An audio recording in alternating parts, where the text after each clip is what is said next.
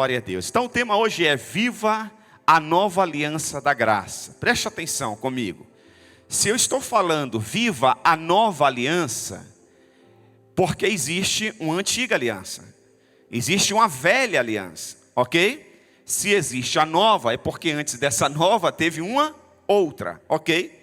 Então preste atenção. Muitas vezes nós ainda ficamos presos à antiga aliança, à velha aliança, que é uma aliança que não estava no coração de Deus para o seu povo.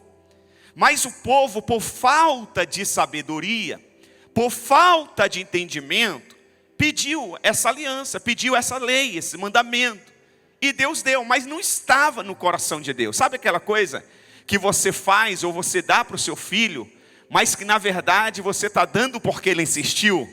Você está permitindo porque ele insistiu, mas você não gostaria que ele fosse, ou que ele estivesse, ou que ele fizesse tal coisa? Quem é pai e mãe entende o que eu estou falando. Pois é, Deus não tinha em mente para nós, seus filhos, a antiga aliança, que é os mandamentos, que é a lei. Mas o povo quis, só recapitulando, né? Deus um dia disse para Moisés, voltando lá no início, Adão, ele se rebelou, ele pecou, se afastou de Deus, foi expulso do jardim do Éden, você já sabe de tudo isso. O homem vivia na cultura dos céus, passou a viver na cultura das trevas, no reino das trevas. Ele perdeu agora a linguagem dos céus, a linguagem do reino de Deus, e ele passou a aprender a linguagem, o idioma das trevas. Ele passou a ter hábito das trevas, cultura das trevas. Mas um dia a Bíblia diz assim, está escrito assim, que Deus ouviu o clamor do seu povo. O povo foi escravizado por 400 anos, 450 anos no Egito. E eles clamavam, estavam sofrendo, estavam trabalhando de escravo, escravo não tem nada. Sabe aquela coisa que você trabalha e não chega a lugar nenhum? Sabe aquela coisa que você se dedica, acorda cedo, dorme tarde, está se sentindo só o pó, e você olha para trás e não construiu nada? Escravo é assim. E o povo começou a clamar a Deus, e um dia Deus chegou para Moisés e disse, Moisés, eu ouvi o clamor do meu povo. Você vai libertar o meu povo do Egito e vai tirar eles do Egito. E aí Moisés, resumindo a história, foi lá, enfrentou o faraó da época e tirou o povo do Egito. Tirou o povo do Egito. No meio do caminho, quando eles estão no deserto, Deus diz assim, eu vou agora restaurar o relacionamento com o meu povo. Eu quero ter que eles andem comigo e eu vou andar com eles. Deus diz para Moisés, Moisés, chama o povo, manda se consagrar, que amanhã eu tenho encontro com o povo. Moisés falou, o povo foi para o encontro, só que está escrito na Bíblia que o povo teve medo. O povo chama Moisés e diz, Moisés, a gente não quer ter nenhum encontro com Deus não. É melhor Deus falar com você e você passa para a gente tudo que Ele mandar a gente fazer. Moisés volta lá e diz, Deus, o povo está com medo do Senhor. O povo não quer ter relacionamento com o Senhor. O povo não quer ter intimidade com o Senhor. Eles estão dizendo que é para o Senhor falar comigo tudo o que eles devem fazer. E Deus diz assim, Moisés, mas eles não vão conseguir. Mas é isso que eles querem, Deus. Então, surgiu os 10 mandamentos tão conhecidos, que não são só 10. São milhares de mandamentos, mas os mais conhecidos são 10. Ok? Então, Deus sabia que o povo não ia cumprir os mandamentos. Deus sabia que o povo não ia cumprir a lei. Mas Deus deu. Porque se Deus não desse a lei foi um limite para o povo não se matar no deserto. Para que o povo conseguisse entrar na terra prometida. Sabe aquela coisa, tipo, eu vou permitir, não gostaria, mas se eu não permitir, eles não vão conquistar e não vão viver as promessas que eu tenho para eles. Então, está aqui. Mas enquanto Deus estava dando as leis para Moisés lá no monte, Deus ainda estava escrevendo as leis na tábua da lei, o povo já estava se rebelando contra o primeiro mandamento. Já estavam lá embaixo construindo o bezerro de ouro. Deus diz, Moisés, tem um barulho estranho lá embaixo. Tem um barulho estranho, desce lá, vê lá o que está acontecendo. Quando Moisés chega lá, o povo estava construindo o quê? Um bezerro de ouro, estava construindo um novo ídolo para eles. Aí Moisés ficou nervoso, pegou a tábua da lei, jogou no chão, quebrou. Depois ele sobe no monte de novo e Deus escreve tudo outra vez. E foi assim que o povo chegou até a terra prometida, Canaã. Mas a lei não tinha e não tem o poder de regenerar ninguém. E o povo precisava ser regenerado. O povo precisava ser restaurado. O povo precisava voltar ao seu estado original de relacionamento. O povo precisava ter a mente renovada. E aí aparece a figura maravilhosa do Senhor Jesus Cristo. Lembra que o Senhor Jesus Cristo, ele disse assim: eu não vim abolir nenhuma lei. Eu não vim anular nenhuma lei, eu vim cumpri-la. Por que ele disse que ele veio cumprir a lei? Porque somente um homem perfeito poderia cumprir toda a lei. Nem um judeu conseguiu cumprir toda a lei. Porque a lei era o seguinte: se você cumprisse 9 mandamentos e errasse no 10º, você voltava a estaca zero. Você tinha que recomeçar tudo de novo. De repente você estava no 5º, tudo certinho. No 6º você falhou, voltava a estaca zero. Você nunca chegava a lugar nenhum. A lei, ela foi boa só para mostrar o quanto nós somos limitados e incapazes de nos auto-regenerar. Mas a lei não transformou ninguém. Aí surge a nova aliança. Hoje de manhã foi ministrada aqui a Santa Ceia. O suco de uva representa o sangue do Senhor Jesus Cristo, que é o símbolo da nova aliança, dado em nosso favor. Agora, nessa nova aliança, não é mais na base da lei, é na base da graça, do favor imerecido.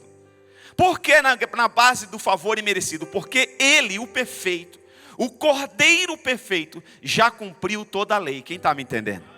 Aquilo que você é capaz de cumprir, aquilo que eu era capaz, que nós éramos incapazes de cumprir, ele cumpriu por nós e nos libertou das garras das trevas e nos trouxe para a maravilhosa luz. Será que você pode aplaudir o Senhor Jesus Cristo? Aleluia, glória a Deus. Então, porque na antiga aliança era o seguinte: você só era abençoado se fizesse por merecer. Se você errasse, o pau comia. Pau comia. Se errasse, morria.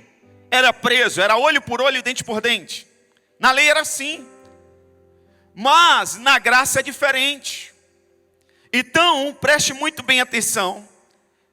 Nós muitas vezes queremos ainda, por falta de sabedoria e de revelação da verdade, nós ainda vivemos presos na velha aliança. Na velha aliança. A gente ainda acha que Deus só vai nos abençoar, Deus está com um presente na mão. E Ele só vai nos dar o presente se a gente lavar a louça daquele dia. Lembra disso? Lembra que a senhora fazia isso com a Thalita? Se lavar a louça, vai assistir o desenho, né? Se não lavar a louça, não tem doce. Era assim ou não era? Hein, Deb? Não era assim? A sua mãe fazia? Se limpar a casa, vai assistir o filminho da tarde. Se não limpar... Aí a gente vem para a igreja assim: se eu fizer, Deus vai me abençoar. Se eu não fizer, o pau vai comer. Não é assim, isso é velha aliança. Na nova aliança é graça, é favor imerecido. Menina, tu não lavou a louça, você é demais, né? Mas eu te amo, vai lá, toma esse doce, vai. Você é minha filha mesmo. Não tem nada do que você possa fazer ou deixar de fazer para eu te amar menos. Então toma o doce, mas continua lavando a louça. Aí esse amor tão grande de Deus nos constrange tanto, que agora a gente não quer mais viver longe dele. A gente não quer desagradar esse Deus. Então por isso que a Bíblia vai dizer: aquele que é santo, santifique-se mais, se aproxime mais de Deus. Porque quando a gente reconhece esse favor imerecido, essa graça, a gente diz: cara, agora eu não vou fazer mais para ser abençoado, agora eu vou fazer porque eu já sou abençoado. Sabe, a gente não dizima para prosperar. Não precisa dizimar para prosperar. A gente dizima porque nós já somos prósperos. É diferente. É diferente. Porque o que dizima para prosperar, ele fica no espírito de miséria, vai faltar. E se não der? Por isso que muitos ainda não dizimam. Porque eles não entendem essa verdade. Eles não entendem que eles já são prósperos. Eles não entendem. Então eles vivem no espírito de miséria. Ele diz, vai faltar, eu não vou ofertar, não vou conseguir pagar a conta. Agora aquele que entende que ele já é próspero em Cristo, ele diz, o que mais importa é ser fiel ao meu Deus, aleluia, porque Ele é dono da prata e do ouro, e Ele prometeu que não vai deixar faltar nada. O salmista disse, eu fui moço, hoje sou velho, nunca vi o justo mendigar o pão, e nem a sua descendência. Então abra sua Bíblia, por gentileza. 2 de Coríntios, capítulo de número 5, versículo 17. Escreveu o nosso irmão apóstolo Paulo. Portanto, se alguém está em Cristo, é o quê? É o quê? É o quê? E as coisas antigas, e eis que surgiram, esquece do velho, porque Deus está fazendo coisas novas, aleluia. Fala para o teu irmão aí, diga, esqueça do velho, porque Deus é um Deus de coisas novas. Esqueça a velha aliança, esqueça a velha lei, porque Deus é um Deus de nova aliança. Estamos na época do favor imerecido da graça, aleluia. E eu quero começar fazendo para você 3 perguntas, ouça. Primeira, você consegue imaginar uma pessoa rica financeiramente viver como pobre, como mendigo? Você consegue imaginar? Uma pessoa multimilionária, tem tanto dinheiro, tanta herança, tanta propriedade, mas ela vive como mendigo? Dá para imaginar? Dá para entender um negócio desse? Não. Você consegue imaginar uma pessoa tendo uma bela mansão e morar em um casebre? Consegue ter uma... Não faz sentido. A casa é sua, a chave está na sua mão, mas você prefere morar no casebre, na periferia? Não faz sentido. Terceira e última pergunta. Você consegue imaginar uma pessoa com um belo guarda-roupa? Já viu na televisão? Aquelas mulheres famosas, ricas, que mostram o closet. Nem guarda-roupa, é o closet, né?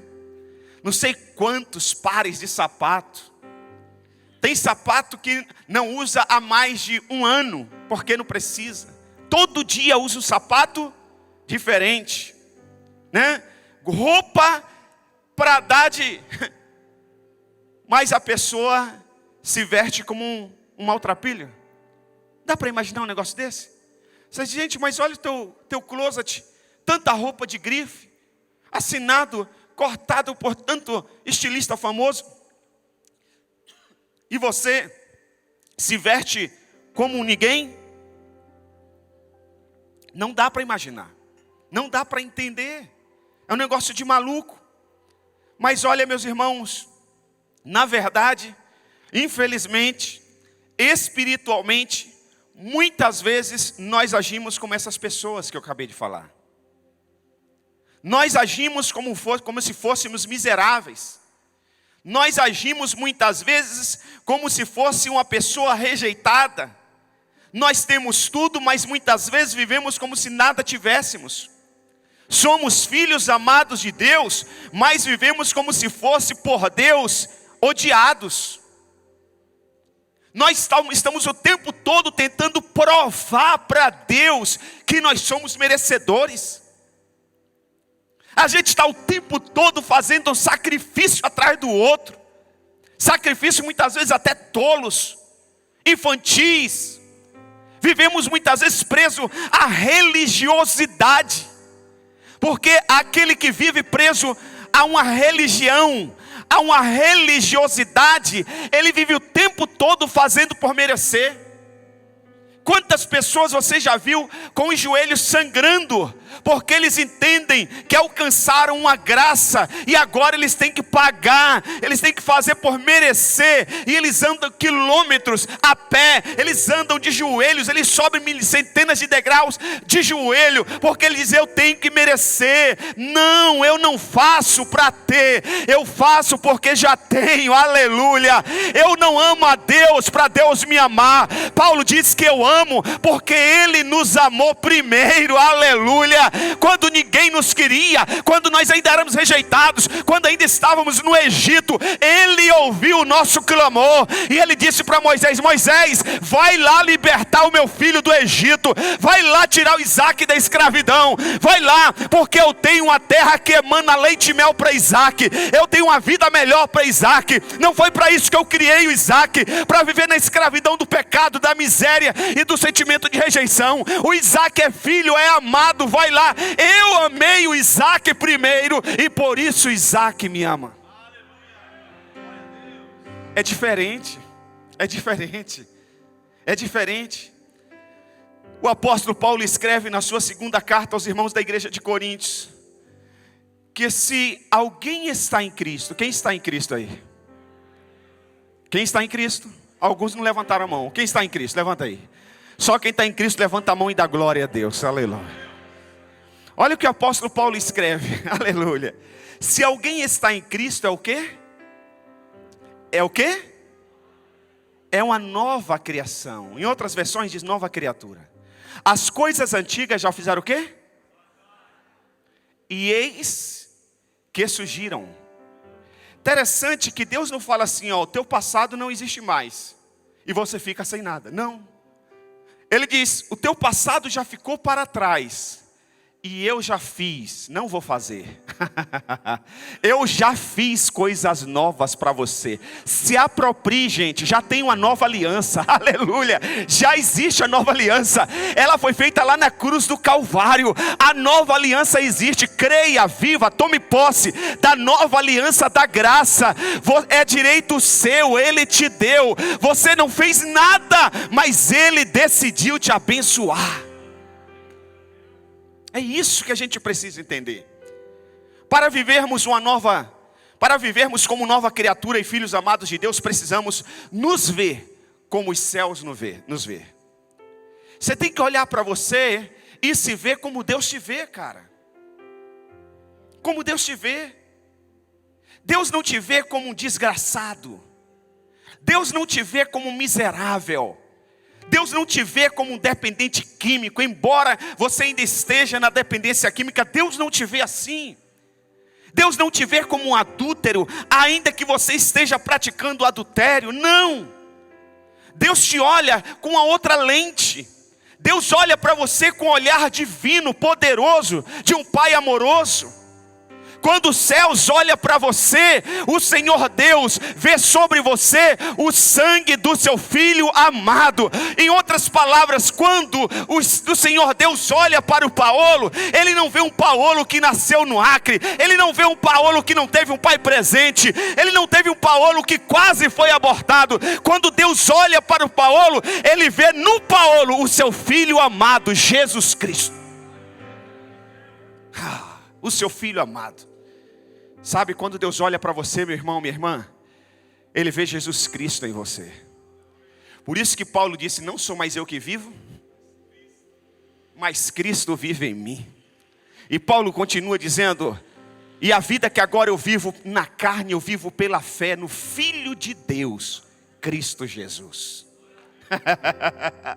A gente precisa tomar posse disso. Aquilo, irmão, em que você crê é decisivo. Se você crê, preste atenção, nós estamos na Avenida dos Imigrantes, 6.613. Esse é o endereço da Igreja Vida Triunfante, para você que está nos acompanhando pela internet. Nós estamos aqui próximo ao semáforo que dá acesso a FATEC, SESI e SENAI.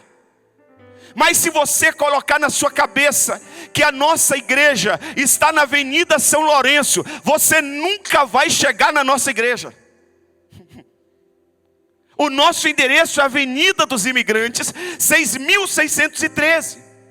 Mas se você falar, eu não acredito que a Vida Triunfante está na Avenida dos Imigrantes, 6.613. Embora está na internet, embora está escrito no aplicativo, embora o pastor já falou, eles anunciam, mas eu acredito que a Igreja Vida Triunfante está na Avenida São Lourenço. Você nunca vai encontrar a Igreja Vida Triunfante na Avenida São Lourenço, porque você creu errado.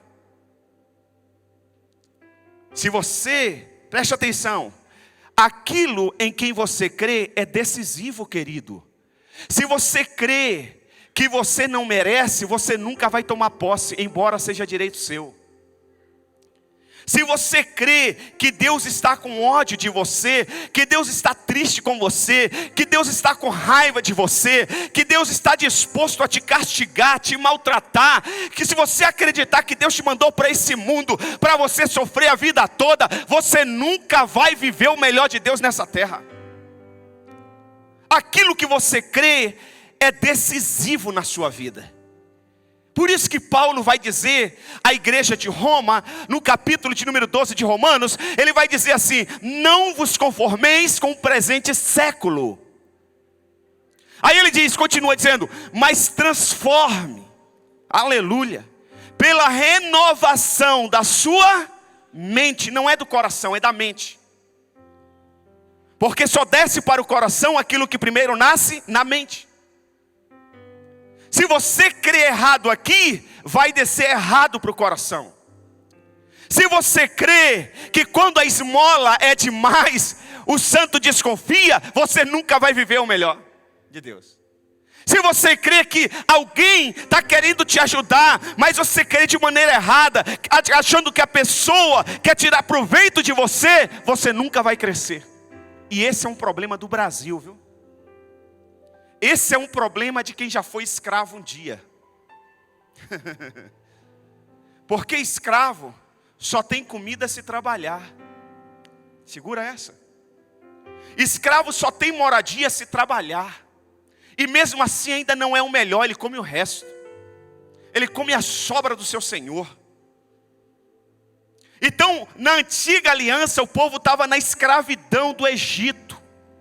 Eles só tinham comida se trabalhasse. É tanto que quando Moisés chega lá para libertá-los, Faraó fica tão irado e dobra o serviço sobre eles. Diz, manda serviço para esse desgraçado. Não manda mais palha para eles não. Eles têm que produzir o dobro, muito mais. E agora eles vão ter que pegar toda a matéria-prima. Estão pensando que é o quê? Porque escravo não tem direito a nada. Infelizmente, o Brasil foi colonizado. E fomos escravizados. Nós brasileiros fomos escravizados. Infelizmente, muitos brasileiros ainda vivem com uma mentalidade de escravo. Quer ver? Eu vou te dar um exemplo. Você entra numa empresa. Você é dedicado, talentoso. O seu gerente, o seu patrão, observa você e diz, tem futuro. Hoje de manhã eu disse para uma garota de 14 anos, lá na igreja do pastor Moisés. Menina tem uma voz fantástica. 14 anos completou agora. Eu disse assim, você tem futuro, hein, garota? Você vai longe, se dedica, seja fiel. Você vai arrebentar esse Brasil afora aí. Mas a mentalidade do escravo é o seguinte, o patrão observou a pessoa, é talentosa, tem futuro, é novo, é capaz, pega fácil, é fiel. Ele diz assim, está aqui o meu sucessor. Aí ele diz assim, garoto, fica comigo até mais tarde na empresa. Vem fazer hora extra amanhã. Aí ele volta para casa. A família diz, por que você está chegando essa hora? O patrão pediu para ficar até mais tarde. Está te explorando, hein? Ele pediu que eu trabalhasse no outro setor, mas aumentou o salário? Não, ele não falou nada do salário, não. Já procura o sindicato, hein? É assim ou não é? Mente de escravo. O escravo, ele pensa o tempo todo que ele está sendo explorado. A gente vem para a igreja com mentalidade de escravo. Dá dinheiro para pastor? Cara, você gastava muito mais com cigarro lá fora. Você gastava muito mais com crack. Você gastava muito mais com a cerveja. Sabe o que a cerveja te deu? A fábrica de cerveja te deu cirrose. Briga, discussão dentro de casa. Sabe o que o dono da 51 te deu? Um espírito violento. Sabe o que ele te deu? Divórcio. Sabe o que ele te deu? Lei Maria da Penha. Você vem para a igreja, você é transformado, ninguém te pediu nada. Você entrou, a porta estava aberta, água fresca, ar-condicionado, banheiro limpo, papel higiênico, som de primeiríssima qualidade. E você vai questionar um valor que você vai trazer no altar, mentalidade de escravo. Porque a mente próspera é, cara, quanto mais eu der, ainda é pouco. Quanto vale a sua vida? Essa semana nós levamos um equipamento da igreja para manutenção. Pegamos um equipamento que pagamos caro na manutenção e tivemos que levar um outro, que é muito mais caro ainda. E para o som continuar funcionando, a gente tem que alugar outro equipamento que é caríssimo também a locação. Então, eu corri atrás disso aí desde terça-feira. Aí na terça-feira à noite eu estava voltando de Campinas, estava na Dom Pedro, e passou pela minha mente assim... Besteira sua, Isaac. Som caro. Olha o valor dessa manutenção. Olha o valor dessa locação. Tantas igrejas têm por aí um som mais simples, que arruma aqui na esquina mesmo. O seu tem que ir para um outro estado. Olha a dor de cabeça que você está tendo. Eu comecei a ter esse pensamento. Aí na hora, meu amado, meu melhor amigo, meu mentor, o meu discipulador, o meu professor Espírito Santo, entrou em contato comigo. Ele disse, Isaac, não é o som, não é o valor da manutenção, são os meus filhos que recebem a mensagem através desse som. Uau. Quem está me ouvindo perfeitamente aí? O som está gostoso aí? Se o som está gostoso, aumenta a potência desse aplauso aí. Se o som está gostoso, dá glória a Deus. É você que está me acompanhando pela internet, o som está chegando legal aí? A imagem está chegando legal aí? Aplauda o Senhor Jesus. Não é o som, não é o microfone. Aqui é você que é importante. E porque você é importante, tem que ter um som de qualidade. Porque nós cremos na palavra que transforma, o som tem que ser de qualidade. Você já viu o cara na Praça da Sé? Aqui não tem, né? Mas na Praça da Sé a gente vê, pelo menos via muito. O homem da cobra, o cara da mágica, aquele que vendia lá um monte de coisas naturais, garrafa, né? Para isso, para potência, melhor que Viagra, não sei o quê. Já viu isso? Já viu o som dele? Como que era? Um negocinho aqui, uma caixinha frajuta ali, e ele fica lá, aquele som horrível. Já viu o som do carro da pamonha? Pamonha, pamonha, pamonha. Minha senhora está passando o carro da pamonha. Já viu isso? O carro do ovo. Está passando o carro do ovo. O carro do ovo está passando. O carro do ovo está passando. 1 dúzia, 30 ovos por R$5. Venha, dona de casa. Venha, venha, venha. 30 ovos. Dona de casa, está passando o carro do ovo. 30 ovos por R$5. R$5. Tá 10, aumentou? Estou desatualizado, né? Hã? Os irmãos já estavam, pastor, manda esse carro passar na minha rua. R$5. Olha aqui, presta atenção. Por que o som não é de qualidade? Porque é para vender ovo. Pamonha não muda a vida de ninguém. Pamonha enche a tua barriga, mas 24 horas depois, se não der dor de barriga antes, sai, vai embora. Mas a palavra de Deus transforma, liberta, cura, restaura. Quem aqui já teve a vida transformada depois que chegou na igreja? Quem já, sua família hoje está bem melhor depois que chegou na igreja, depois que recebeu essa palavra? Então a questão aqui, Paulo, Rafa, não é o som, não é a mesa, não é o valor, é a palavra de Deus na vida dessas pessoas. Quem está me entendendo? Diz glória a Deus, aleluia! Quase que eu me arrebento com o pensamento errado, se o Espírito Santo não entra em cena. Agora, a primeira coisa que nós precisamos aprender para viver e nos apropriarmos da nova aliança da graça: creia no Deus da graça. Creia no Deus da graça. Parece que é mais fácil a gente crer no Deus da lei do que no Deus da graça. Interessante isso, gente. Interessante isso. Deus é um Deus de graça e perdão, irmãos. Ele o ama muito e não usa os seus erros contra você. Coloque isso na sua mente. Deus te ama muito e Ele não usa os seus erros contra você. A gente que trabalha com aconselhamento, quantas vezes alguém pisou na bola, alguém errou, e aí a pessoa marcou um encontro para conversar, pedir uma orientação, ou até explicar o erro que cometeu, ou a pessoa vem com atitude de ingratidão, e aí o espírito maligno sopra no nosso ouvido, escreve o que você já fez por ele, e escreve os erros que ele já cometeu e você perdoou.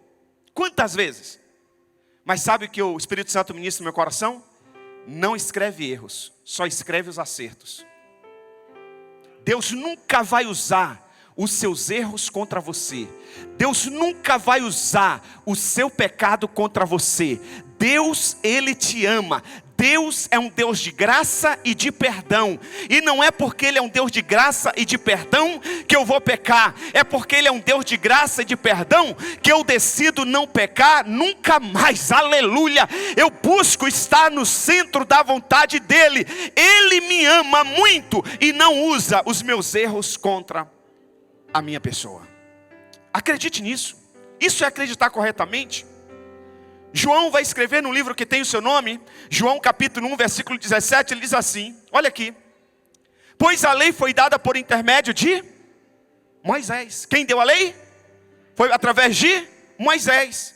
Mas a graça e a verdade vieram por quem? Por quem?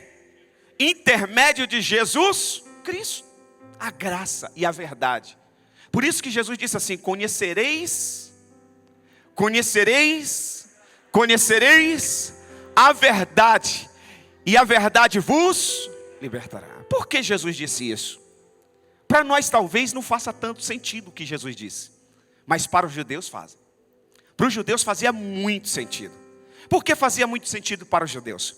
Porque antes de Jesus Cristo, veio outros caras falando que era o Messias, pregando uma outra verdade. Pregando a mentira como se fosse a verdade. Na época de Jesus Cristo, tinha os saduceus, tinha os fariseus, tinha os efeus. Eles pregavam outra verdade, era uma mentira que eles pregavam. E o que eles pregavam não mudava a vida de ninguém. Quer ver uma outra verdade que não mudou a vida de ninguém? A lei. A lei não mudou a vida de ninguém. Então Jesus está dizendo assim, conhecereis essa nova verdade da graça. Entenda isso. Conhecereis a nova verdade da graça, e a verdade da graça vos libertará. Por que vai libertar? Porque a graça é um favor que você não merece. Entendeu? Você não faz por merecer. Jesus já fez na cruz do Calvário. Pai geralmente é muito duro, né? Tem os pais que são meio molão, mas a maioria são mais firmes assim, né? Tem as suas exceções. O pai disse para o garoto assim, pega essa caixa, menino, e coloque ali a caixa. Vai, pega aí. Aí a mãe está olhando e diz assim, mas ele não aguenta. É assim ou não é? Mas ele não consegue. Menino, aí o pai diz, eu vou ali e já volto, hein? Quando eu chegar eu não quero essa caixa aqui. E o garoto está lá se matando para pegar a caixa e não aguenta. Aí vem a mãe com favor imerecido. Aí vem a mãe com a graça. Pega a caixa e coloca aqui. Não fala para o seu pai que eu peguei, viu, garoto? Aí o pai chega, vê a caixa lá, normal. Pensa que foi o filho. Foi isso que Jesus fez por nós. A gente não podia cumprir a lei. Ele veio e cumpriu a lei. A gente não podia se auto-regenerar. Ele veio e pagou o preço por nós. E Ele está dizendo, agora vai para a galera. Agora curte a vida. Agora vive o melhor dos céus na terra. Por isso que quando os discípulos pediram para Ele ensinar a orar, a oração foi, seja feita a tua vontade aqui na terra como nos céus. Porque se você viver a vontade dos céus, você vai viver o melhor dos céus aqui na terra. É isso que o Senhor está nos ensinando. Creia no Deus da graça. Pois a lei foi dada por Moisés e a graça e a verdade vieram por intermédio de Jesus Cristo. Creia nisso, querido. Essa é uma verdade poderosa. Toda vez que der vontade em você de praticar algum pecado, você vai dizer, eu não vou praticar, porque a graça é uma verdade na minha vida. Eu já alcancei o favor imerecido, eu não posso pecar. Eu não posso cometer esse pecado. Eu não posso praticar esse vício. Eu não posso ter essa atitude. Eu já alcancei o favor, eu não vou me sujar outra vez. Quem aqui tem filho sabe.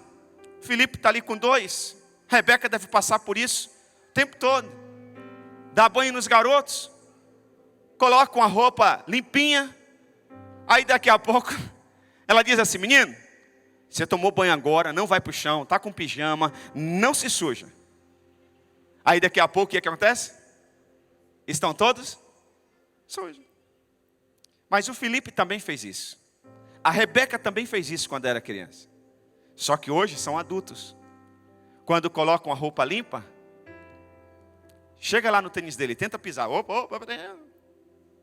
Por isso que Paulo vai dizer assim: quando eu era menino, eu agia como menino. Agora eu sou homem, eu vou agir como homem. Essa coisa de pecar toda hora, de prostituir a graça, é coisa de menino. Mas hoje eu estou pregando para adultos. Eu estou pregando para homens e mulheres de Deus que sabem o que querem da vida. Eu estou ministrando tanto para quem está aqui no auditório, para quem está nos acompanhando pela internet, pessoas que amam acertar e não errar. Então, já que nós fomos limpos pela graça, pelo favor imerecido, a gente não vai caminhar agora mais se sujando, não vai caminhar agora pecando. A gente vai evitar o erro o máximo que a gente puder. E quando errar, isso vai nos fazer mal. Mas se errar, a Bíblia diz que nós temos um advogado, Jesus Cristo, que vai nos defender e vai nos limpar, nos justificar outra vez com o seu sangue precioso. Aleluia! Aleluia! Segunda e última coisa, eu quero que você guarde aí no seu coração. Viva debaixo da graça maravilhosa. Viva debaixo da graça, da maravilhosa graça. Viva debaixo da maravilhosa graça. Tenha essa consciência: eu estou debaixo dessa graça, favor imerecido. Quando Satanás tentar te enganar, falar que você está debaixo de uma crise terrível, de uma confusão terrível no seu lar, que você é um desgraçado, que você é um miserável, diz: não sou isso não. Eu estou debaixo da graça, favor imerecido. Declara isso o tempo todo. João vai dizer no seu livro, capítulo 8, versículo 31, João 8, 31 e 32, disse Jesus aos judeus. Olha o que Jesus vai dizer aos judeus. Disse Jesus aos judeus que haviam crido nele: se vocês permanecerem firmes na minha, por isso que o nosso adversário vai lutar para você não viver a palavra, para você não ler a palavra, para você não praticar a palavra. Satanás até deixa você vir para a igreja, pode vir quantos cultos quiser, mas tudo que ele não quer é que você pratique a palavra quando sair da igreja.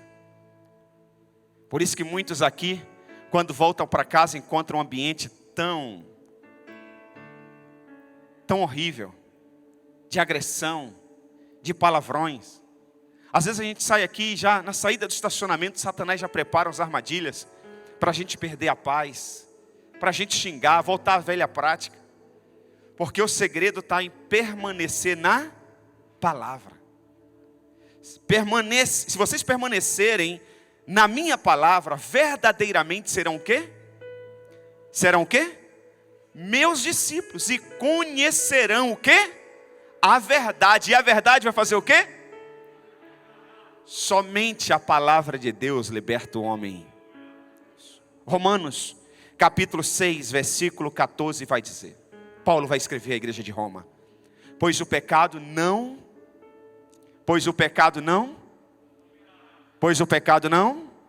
eu quero ouvir vocês, pois o pecado não os dominará. Esse negócio de ficar justificando toda hora, a carne é fraca, pastor. Não, a carne realmente é fraca, mas o Espírito, se você permanecer na palavra, o seu espírito vai permanecer forte. Se você permanecer na oração, o seu espírito vai permanecer forte. Aleluia. Se todo dia você separar um tempo a sós com Deus, o seu espírito vai permanecer forte. Aleluia. Se você orar o tempo todo, mesmo trabalhando, mesmo no trânsito, você orar em espírito. Hoje eu fui para São Paulo cedinho, não liguei rádio, só deixei o GPS e eu fui falando com o Espírito Santo no meu pensamento. Eu fui falando, eu fui cantando no meu pensamento. Satanás não sabia o que estava acontecendo no mundo espiritual, mas eu estava em profunda comunhão com o meu Deus. Aleluia, aleluia. Começou o louvor e eu comecei a falar em línguas estranhas. O diabo fica doido, ele não sabia o que estava acontecendo no mundo espiritual. Você pode sim permanecer na palavra, você pode sim alimentar o teu espírito, e quando o teu espírito estiver forte, pecado nenhum vai te dominar. Aleluia, pecado nenhum vai te dominar, ao contrário, você vai fugir da aparência do mal. Você vai fazer como José no Egito. Cara, pensa, Potifar era um cara de alta patente no governo do Egito. O cara era um cara de alta patente, o cara era famoso, o cara era rico. Com certeza a esposa de Potifar era uma mulher assim muito bonita, muito bonita. Sabe aquelas mulheres de homem rico, que antes de casar era até feia, mas depois que casou ficou bonita? Porque não existe mulher feia, existe mulher mal cuidada. Já viu aqueles programas o antes e o depois? Você pega a senhorinha sem dente, quase careca, a pele toda enrugada, aí mostra a foto lá antes e agora depois da maquiagem. Um dia no spa, um dia numa banheira, unha de gel, é gel que fala? Unha de gel, cabelo aplique, cabelo que era ralo, agora ficou cheio, coisa, né? Você olha aquele cabelão, você diz, meu Deus, que isso, né? Você olha para a pele, aquela pele que parece pele de bumbum de bebê, aquela pele fininha, né? Aquele deu a esfoliação e não sei o quê, e a pessoa se olha no espelho e ri, que não ria mais, era uma pessoa amarga, agora é feliz, está rindo. Você diz, nossa, que mulher linda. Não acredito que era aquela mulher. Não existe mulher feia, não existe ninguém feio, existe pessoas mal cuidadas. Mas aí a mulher casou com um cara rico, vai para a academia, malha todo dia, põe a roupa certa no corpo dela, porque tem esse segredo também. Tem mulher que põe a roupa errada. Eu não sou estilista não sou cara de moda não, mas tem umas irmãs que eu acho que colocou a roupa da filha dela, de 5 anos de idade, a roupa da bonequinha, ela fica toda... Pô, põe a roupa do seu tamanho, né? Se está mais fofinha, e você gosta de ser fofinha, porque geralmente as fofinhas também são bonitinhas, são ou não são? Você não vê, Deus não fez nada feio, tudo que Deus fez é bom, perfeito e agradável. Então você vai na loja das gordinhas, aí você vai colocar as roupas adequadas, vai ficar bonita, entendeu? Já viu aqueles homens, motorista, não sei se tem aqui, se tiver é só para a gente descontrair, tá? Caminhoneiro, careca e barrigudo. Ele põe uma camisa, aí quando ele senta... Eu comprei umas camisas slim, teve uma época que eu estava assim, né, bem tanquinho. Sério, minha esposa está rindo. Que eu já falo, não passa aquela, não vou pôr não, agora não. Deixa aí que eu vou chegar lá de novo. Mas eu coloquei, eu sentei assim. Falei, não, vou pôr a camisa certa. Tem camisa que eu ponho que você diz assim, ó, o pastor tá magrinho. É porque eu coloco por fora. Que se eu colocar por dentro, fica, ó. Cara. A gente tem que saber se vestir. Entendeu? Então preste muito bem atenção. Nem sei mais o que eu estava falando agora. Vou falar de moda. De Paulo? A esposa de Potifar. Legal, obrigado. Vocês estão ligados. Ela foi para a academia, se cuidava, tomava shake todo dia. Não precisava ficar lavando roupa como cheirando cândida. Tinha gente para fazer tudo. Inclusive José estava lá para isso, para comandar todos os empregados. A mulher não ficava assim, trocando o botijão. Ô irmã, deixa eu te falar, mulher não nasceu para ficar trocando o botijão não, viu? Primeira coisa, quando você é solteira, vai casar, vê se teu marido vai trocar o botijão e a luz. A coisa de mulher ficar subindo, não. Mulher nasceu para ser paparicada. É verdade. Para ser muito bem cuidada e amada. É verdade. Entendeu? Então preste muito bem atenção. Ela era uma mulher bem cuidada. Ela deu em cima de José por diversas vezes. Mas José sabia o que era graça. José sabia o que era graça. José, ele imaginava assim, cara, os meus irmãos me odiavam. Tentaram me matar e Deus não deixou. Me lançaram num poço. O melhorzinho, assim, o menos pior, falou, não mata não, lança no poço, deixa pelado no poço. As feras vão devorar ele aí, vai morrer de fome. Deus manda na hora uns viajantes do Egito. Os meus irmãos tentam me vender e os caras compram. Eu vou para a feira como escravo, pelado, eu sou vendido como produto. O cara me compra, me coloca na casa dele para cuidar de tudo da casa dele, só não me confiou a esposa dele. Tudo que eu coloco a mão, Deus faz prosperar. Eu estou bem, eu encontrei o favor imerecido de Deus. Eu não posso, olha o que José diz, eu não posso trair a confiança do meu Senhor e nem pecar contra o meu Deus. A grande sacada de José ele não estava preocupado só em ser preso. A maior preocupação dele era ser ingrato com Deus. Que ele sabia o que já era favor e merecido na vida dele. É tanto que ele vai para a prisão e Deus continua abençoando ele na prisão. E chega ao posto de governador do Egito. Quando a gente entende e crê corretamente, quando a gente entende o que é a graça, tudo muda na nossa vida. Somente a graça, meus irmãos, é a verdade que tem o poder de libertá-lo do medo, da culpa e de todos os vícios e pecados. Romanos 6,14. Pois o pecado não os dominará, meu irmão. O pecado não tem domínio sobre você. Declara isso aí. Coloca a mão sobre o seu coração e diga: o pecado não tem domínio sobre a minha vida. Você já nasceu de novo, você já entregou a vida para Jesus. Digo, o pecado não tem domínio sobre a minha vida, porque vocês, a Bíblia diz, vocês não estão debaixo da lei, mas agora vocês estão debaixo da graça. Se coloque de pé, por gentileza. Viva, meu irmão, a sua melhor versão com o favor imerecido. Diga, eu vou viver a minha melhor versão.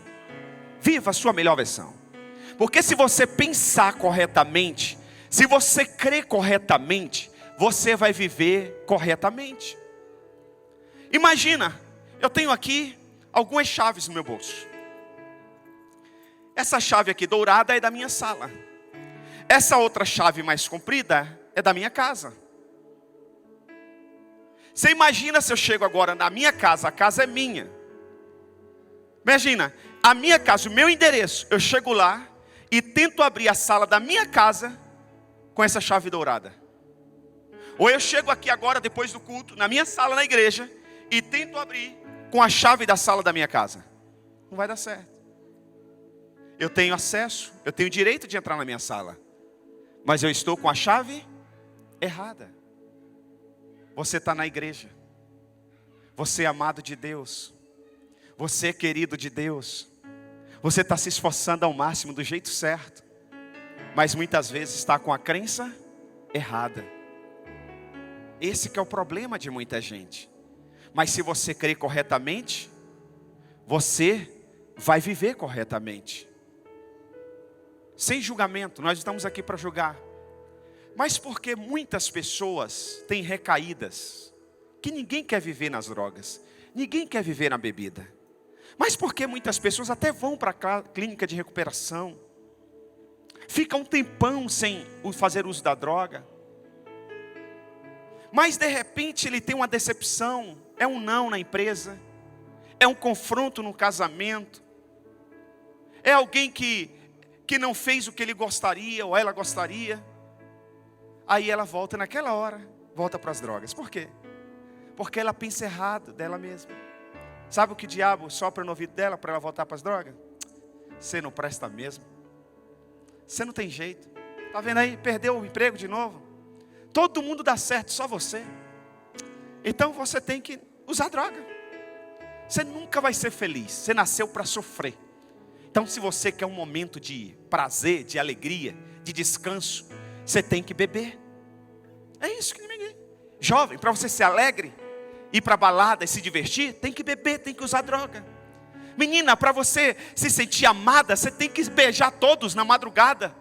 Ir para o motel sem saber o nome do indivíduo. E vai assim, deixa a vida me levar, a vida leva eu. Você não presta mesmo.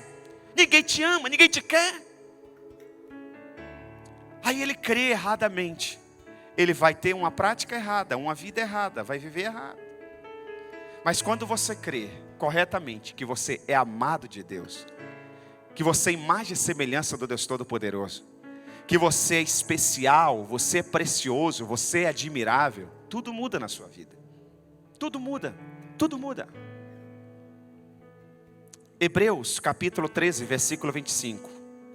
A graça seja com todos vocês. Eu quero terminar com esse versículo. Que a graça seja com todos vocês. Pastor, mas é a primeira vez que eu estou ouvindo na igreja. Que a graça esteja sobre você. Pastor, eu estou assistindo aqui pela internet por um acaso. Eu estava aqui, liguei o aparelho e vi, estou assistindo aqui. Que a graça esteja sobre a tua vida. Que a graça esteja sobre a tua família.